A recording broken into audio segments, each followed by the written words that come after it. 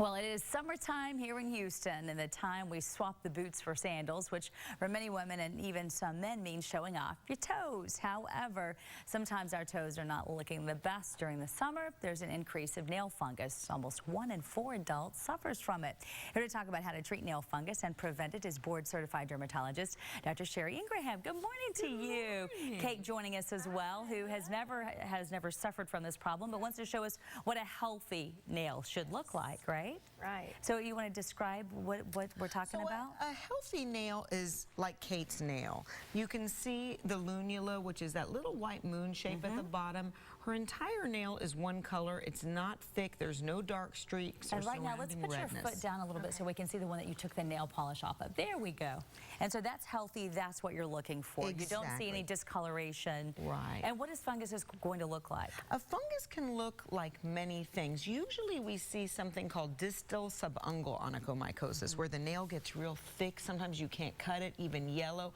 It can get a little streaky. There's also white superficial onychomycosis, where it looks like you have little white marks or dots you can almost scrape off on the nail.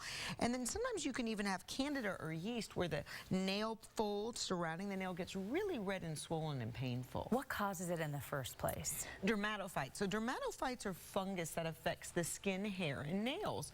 Very, very common. About 8% of the U.S. population at any time has toenail fungus, and as you age or if you have comorbidities like diabetes, poor peripheral circulation, we see a much higher incidence in those people. A lot of times it's really hard to treat, isn't it? Does it seem to keep coming back, or you just can't get it to go away forever? Both. You know, in prior years, we didn't have as effective oral and topical medications. So now we have more effective topical medications. A newer product on the market is Jublia. There's another product called Keratin.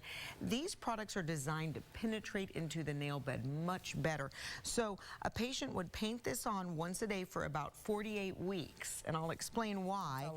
It's a long time. Nails grow really slowly. So an average toenail grows about 1 millimeter a month. A fingernail a little faster, 2 millimeters a month.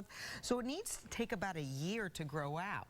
And often the fungus affects the entire nail and is in the nail bed, so you need to treat it for about a year. Okay, what can we do to prevent it? Does it help? Because you always wonder if you're going, maybe if you're at a pool or if you're at a nail salon, or I always think hotel bathtubs. I mean, when are we worried about this? Really, if you are in any public place, you need to wear flip-flops. So if you're in a hotel spa or you're at the gym, we see many more people going to the gym. This has contributed to the increased incidence of toenail fungus. Wear flip-flops. If you're in a hotel room, wear slippers. Don't share shoes with other people. Make sure you wash and dry your feet completely every day, soap and water, and dry those toes.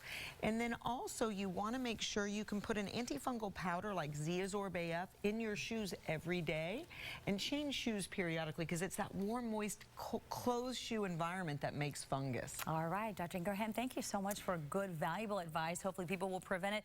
And Kate, thanks for being the perfect example of what we need to look like. Hopefully everyone will get there. It's a good goal. All right, good to see you here. Good to see you. Thank you.